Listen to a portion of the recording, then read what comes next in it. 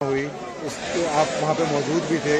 क्या हुआ था पूरा इंसिडेंट? आपने जब राहुल गांधी आए क्या है कि हम लोग सभी मकर द्वार के ऊपर आंदोलन कर रहे थे 10 बजे से आज यहाँ खड़े हैं महात्मा गांधी जी की प्रतिमा के सामने। मैंने पहली बार देखा कि कोई पॉलिटिकल पार्टी, ये चौथी टर्म का मैं सांसद हूँ और मैंने पिछले 18-20 साल में जो चीजें देखा है उसमें अनुभव क्या है कि कोई पॉलिटिकल पार्टी कहीं आंदोलन करती है तो इस बीच में कोई आता नहीं है। रोज कांग्रेस वाले मकर द्वार पर आंदोलन करते थे, हमारे बीजेपी के कभी कोई सांसद नहीं।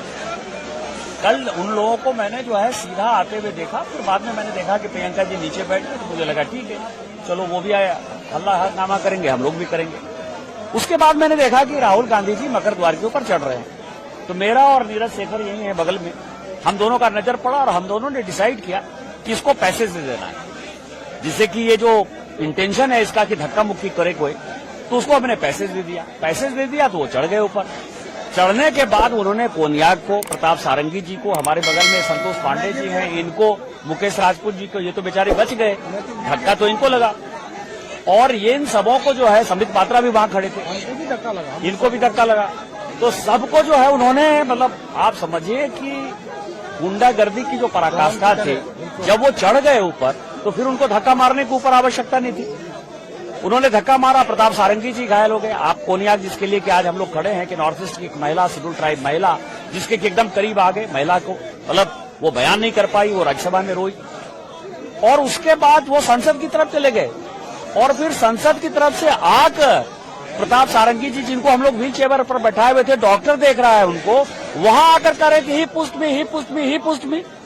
आप समझिए कि एरोगेंसी की एक पराकाष्ठा। और पहली बार मुझे किसी पॉलिटिकल पार्टी में एक जो घटियापनी, गुंडागर्दी या गांधी परिवार का जो ये है कि हम राजा हैं, हमारे सामने कोई नहीं है, उसका काला चेहरा कल हमने देखा। और जिस तरह हमारे सांसदों के साथ उसने धक्का मुक्की की, दुर्व्यवहार किया, और उसके बाद उसमें जो कोई रिमोर्स नहीं था, ये मेरे संसदीय जीवन की ये पहली घटना थी। और मैं इसको मानता हूं कि 2001 में इसी दिसंबर के महीने में 13 दिसंबर को पाकिस्तान ने हमारे संसद पर हमला किया था। 19 दिसंबर को गांधी परिवार 2024 उन चीजों को दोहराया और अब तो वो अर्बन नक्सल की तरह यहां घुस गया है। कल देवेंद्र फडणवीस जी ने जो कल बयान दिया है महाराष्ट्र के असेंबली में, वो बहुत ही डिजास्टरस है कि अर्बन नक्सलवाद के साथ, विदेशी लोगों के साथ काठमांडू में किस तरह से मीटिंग हुई। और जितने ये मुद्दे हैं, चाहे वो मुद्दे कास्ट सेंसस का उठा रहे हों, अम्बेडकर जी का उठा रहे हों, ईवीएम का उठा रहे हों, पेगासस का मुद्दा उठा रहे हों, अडानी का मुद्दा उठा रहे हैं, ये सारे मुद्दे कैसे उठाकर देश को अलग भागों में कैसे विभक्त करना है, कैसे अलग कश्मीर बनाना है, कैसे अलग खालिस्तान बनाना है, कैसे अलग नॉर्थ ईस्ट बनाना है, ये जो विदेशी ताकतों के साथ सोरोस का मुद्दा मैंने उठाया था, ये राहुल गांधी और कांग्रेस पार्टी है, ये बहुत ही दुर्भाग्यपूर्ण है और देश को समझने वाली है। और मैं तो माननीय प्रधानमंत्री जी से आग्रह करूंगा कि हम लोग की बात माने और इस पर एक बड़ी कमेटी जो है, एक जांच कमेटी बैठानी चाहिए, और ये जितने देश तोड़ने वाले लोग हैं उन सबों को सलाखों के पीछे डालना चाहिए। सर, आपने नोटिस, आप वहाँ पे मौजूद भी थे। क्या हुआ था पूरा इंसिडेंट? आपने जब राहुल गांधी आए क्या है कि हम लोग सभी मकर द्वार के ऊपर आंदोलन कर रहे थे 10 बजे से आज यहाँ खड़े हैं महात्मा गांधी जी की प्रतिमा के सामने। मैंने पहली बार देखा कि कोई पॉलिटिकल पार्टी, ये चौथी टर्म का मैं सांसद हूं और मैंने पिछले 18-20 साल में जो चीजें देखा है उसमें अनुभव क्या है कि कोई पॉलिटिकल पार्टी कहीं आंदोलन करती है तो इस बीच में कोई आता नहीं है। रोज कांग्रेस वाले मकर द्वार पर आंदोलन करते थे, हमारे बीजेपी के कभी कोई सांसद नहीं। कल उन लोगों को मैंने जो है सीधा आते हुए देखा, फिर बाद में मैंने देखा कि प्रियंका जी नीचे बैठ गए तो मुझे लगा ठीक है चलो वो भी आया हल्लानामा करेंगे, हम लोग भी करेंगे।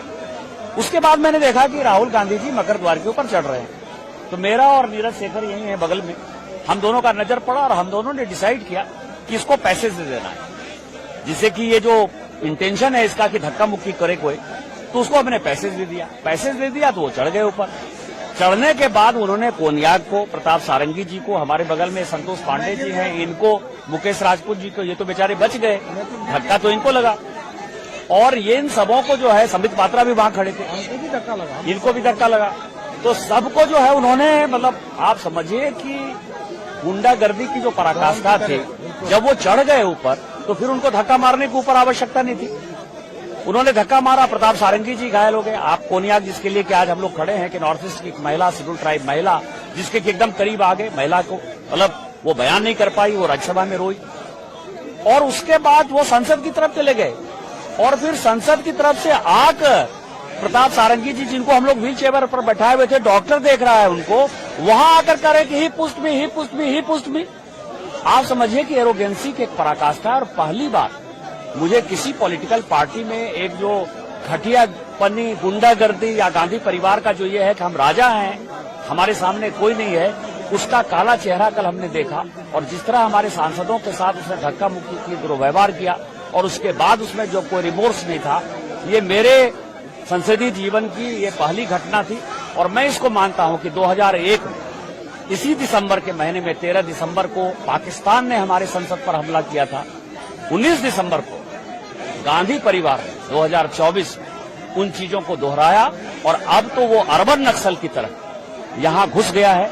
कल देवेंद्र फडणवीस जी ने जो कल बयान दिया है महाराष्ट्र के असेंबली में, वो बहुत ही डिजास्टर्स है कि अर्बन नक्सल। खबर पसंद आई हो तो लाइक करें और साथ ही चैनल को फटाफट सब्सक्राइब कर बेल आइकन को जरूर दबा लें, जिससे ऐसी हर बड़ी अपडेट की नोटिफिकेशन सबसे पहले पहुंचती रहे आप तक।